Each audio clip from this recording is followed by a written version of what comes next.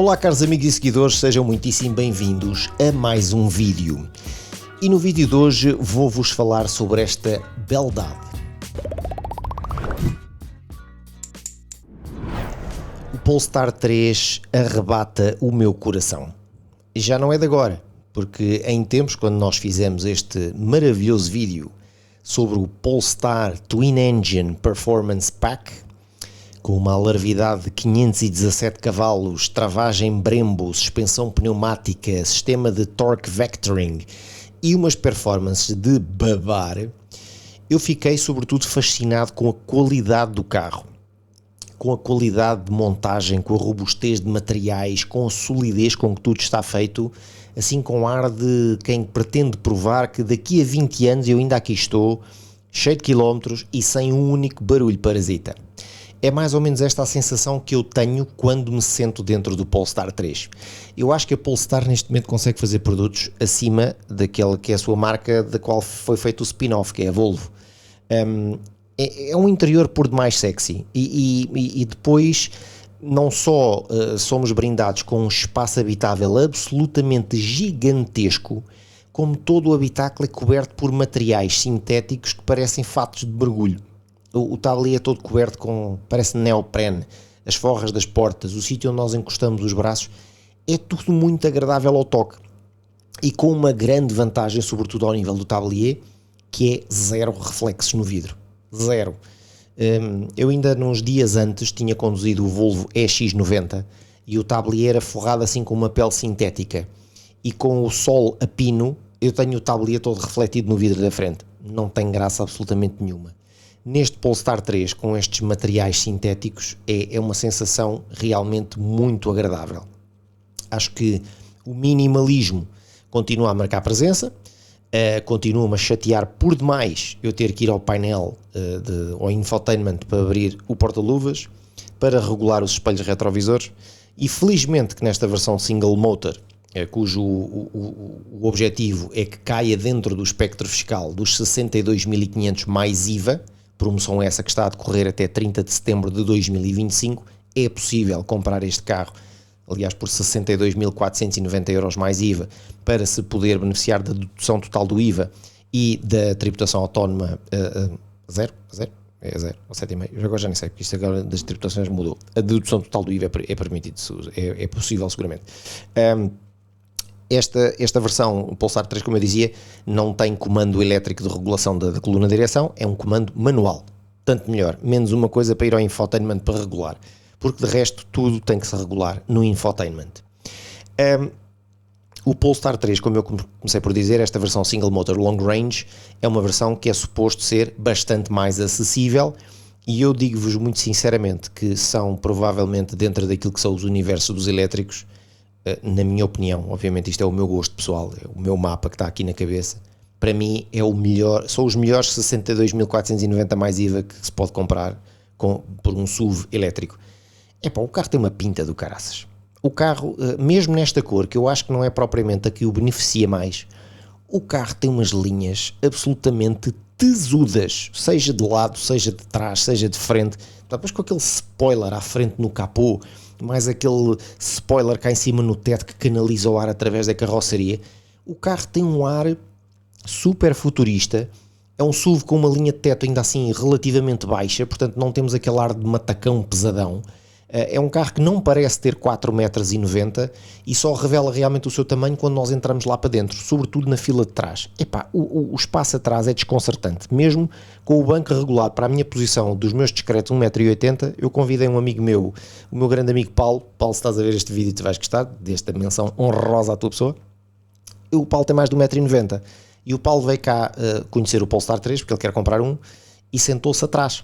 E ele ficou tipo do género de boca aberta, de como é que é possível eu ter tanto espaço aqui atrás com o meu 1,90 m? Não falta nem espaço para a cabeça e muito menos falta espaço para os joelhos. O carro realmente tem uma construção, uma configuração em termos de colocação dos assentos muito inteligente e apesar de não ter propriamente a maior bagageira deste mundo, são 484 litros, mais 36 ou 35 na bagageira dianteira, este carro tem sobretudo no seu espaço habitável o seu grande plus. Esta versão single motor equipa, portanto, com a mesma bateria dos Twin Motor Performance, ou seja, 111 kWh, dos quais são 107 kWh úteis. Equipa com um motor single motor, um motor só, no eixo traseiro, 299 cavalos e 490 Nm de torque instantâneo. Mesmíssima configuração que eu ensaiei no vídeo que eu fiz com o Polestar 2 Single Motor Long Range, que foi um carro que eu simplesmente adorei. É o meu eleito do melhor elétrico de sempre e mais divertido de conduzir que eu já conduzi até hoje, seguramente, dentro deste range de preço. Mas este Polestar 3 realmente conquista-nos pelo espaço e pela agradabilidade de condução. É um carro top. Esta versão com esta mecânica eu tenho o suficiente para atingir uma velocidade máxima limitada a 180 km por hora e ainda assim, apesar das suas 2,5 toneladas, arranca do 0 ao 100 em 7,8 segundos. Não me digam que não chega, não me digam que precisam de mais rápido, porque por acaso é um tema que eu acho que merece ser debatido um dia destes num vídeo. A malta anda atrás dos elétricos dos 500 e 600 cavalos e dos 4 e dos 3 e dos 2 segundos e meio do 0 ao 100, mas eu acho que há aqui uma coisa que eu acho que a maior parte das pessoas não está preparada para lidar com não só a capacidade de aceleração, mas sobretudo o conter a aceleração de um veículo com mais de 2 toneladas que salta ou despacha terreno a uma velocidade que as pessoas não estão preparadas. O cérebro não está preparado para perceber que já vão a 150 ou 160 a hora e que está ali uma curva a chegar e que vão com um carro com 2 toneladas e meio, que tem uns travões que estão mais preparados para um carro de 1 tonelada e meio do que propriamente 2 toneladas e meio. Mas pronto, isso levava-nos aqui o pano para mangas. O Polestar 3 Single Motor abdica de várias coisas para ficar dentro deste espectro fiscal dos 62,5 mais IVA, e uma delas que eu tenho muita pena é o sistema de som da Bowers & Wilkins. Ainda assim, o sistema de som de origem tem 300 watts e 10 altifalantes espalhados pelo carro e faz corar de vergonha muitos sistemas Harman Kardon e Burmesters que eu já experimentei, que são opcionais noutros carros. Portanto, é uma pena não ter o Bowers & Wilkins que vinha disponível na versão Performance, mas ainda assim é um sistema muito bom de som. Também abdica da suspensão pneumática. É uma suspensão convencional que ainda assim, que apesar de não ser o milagre do conforto e da suavidade, é um carro que tem um pisar muito equilibrado. Eu não posso dizer que é dos carros mais confortáveis em que eu já viajei, não é, mas é um carro muito confortável, apesar de contar com jantes de 21 polegadas e atrás traz pneus 295. Será que era preciso tanto assim? Se calhar não, se calhar uns 255 atrás e 235 à frente eram mais que suficientes, e beneficiávamos numa parte que são os consumos. Então, a marca anuncia 700 km de autonomia para este Polestar 3 Single Motor e um consumo médio de 17,6 kWh por cada 100 km. É óbvio que se calhar faz, mas é só se eu não sair da cidade e nunca passar dos 50 a 60 km por hora, porque eu só fiz, ou melhor, fiz maior parte do trajeto com este carro, dos mais de 800 km que eu fiz ao volante do Polestar 3, com este consumo médio final que vocês veem aqui, de 22 e picos. Grande parte do trajeto foi feita em autoestrada, seguramente à volta de uns 700 km eu fiz em autoestrada, na matemática velocidade de cruzeiro de 120 km por hora e com 2 pessoas a bordo. Portanto, mais uma vez as marcas pecam muito por um excesso de otimismo naquilo que são as autonomias. Obviamente eu percebo que a autonomia que tem que ser revelada é a autonomia máxima possível, e a autonomia máxima possível há de ser nas voltinhas do tereré, 40, 50, 60, mas se calhar quem compra um Polestar, um SUV deste tamanho com 4,90 m não anda só na cidade e se calhar vai fazer muita autoestrada e muita estrada também. Acredito que se calhar em velocidades médias de 100, 110 ou 90 nas nacionais, os consumos poderão ser francamente melhores e ficarão ali mais próximo dos 19, 20, o que ainda assim, se nós pensarmos num consumo médio de 22, traduzido em termos reais, dá quase 500 km de autonomia, mesmo em autoestrada. O que me leva, mais uma vez, à conclusão de que não é preciso ter o motor Twin Performance Pack 500 milhões de cavalos, porque isso só vai estragar os consumos. Este Long Range Single Motor é mais do que suficiente. Volto a repetir, 7,8 segundos de 0 ao 100 não são lentos em lado nenhum. Temos 300 cavalos debaixo do pé, com 490 Nm de binário, do momento zero. Portanto, o carro tem sempre uma saída fortíssima não é os 500 cavalos nem 910 do Performance Pack, mas tem uma saída muito, muito acima da média. A condução é extremamente leve, o painel à frente do volante é de uma legibilidade espetacular, mesmo com um pitosga como eu que vê mal ao perto, nunca tive dificuldade em interpretar os caracteres à frente do volante. E o infotainment, este ecrã que é ligeiramente mais pequeno do que o X90 que eu ensaiei uns dias antes, ainda assim continua a ser muito intuitivo, continua a ser, obviamente, se calhar o sistema da Google pode fazer um bocadinho de confusão ao princípio, mas ao fim de um dia, dois, estamos completamente habituados. O desligar das ajudas eletrónicas requer aqui mais uma voltinha que eu não tinha no X90, pelo menos não tinha ali o shortcut buttons logo no painel, mas desligar o Lane Assist e o aviso sonoro dos sinais de trânsito é mandatório, temos que o fazer sempre que entramos para dentro do carro, mas é uma viatura com... Epá, eu estou muito convencido que o Polestar 3 é provavelmente dos melhores SUVs elétricos que os 62.490 euros mais IVA neste momento podem comprar no mercado. Se fosse eu escolher, não escolheria nesta cor, provavelmente escolheria um branco, um prata, uma cor um bocadinho mais viva, mas o interior com aquele teto panorâmico que não deixa passar UVs nenhuns, aquele carro esteve parado ao sol, no Algarve, durante 3 dias a fio, e quando eu entrei para dentro do carro eu estava à espera de encontrar uma autêntica fornalha lá dentro, e sinceramente o carro parecia que tinha estado parado há meia hora. Portanto, os vidros laterais também têm essas películas UV, portanto há uma filtragem, uma eliminação de calor muito, muito boa, mesmo nesta cor cinzento, azulado, escuro, e portanto imagino que o branco ainda seja bastante mais eficiente. Ensaiei o branco no inverno, portanto não, ou na primavera, portanto não estava calor, não posso ajuizar por aí. Mas efetivamente o meu convívio com este carro, e tirando esta parte dos consumos dos 22,5 nunca saíram daqui, foi super agradável. Este carro permite uma velocidade de carregamento até 250 kW, o que apesar de ter ali uma tensão, este carro tem um sistema de 400 volts, não tem de 800, porque senão permitiria aqui uma velocidade de carga muito superior, mas permite que a 250 kW de 10 a 80% demoremos 30 minutos. Agora, eu não sei se de acordo com a curva de carregamento deste carro, se este carro carrega dos 10 aos 80 sempre a 250 kW, não me parece. Houve um carregamento que eu fiz antes de me vir embora para cima, para Lisboa, do Algarve, eu estava com cerca de 50% de bateria, fui a 55% de bateria, fui a um carregador no Pingo Doce, estive agarrado à ficha durante 45 minutos e nesses 45 minutos a bateria ficou carregada até 97%, num carregador de 60 kW, 50 e picos kW, era abaixo de 60 seguramente. E portanto,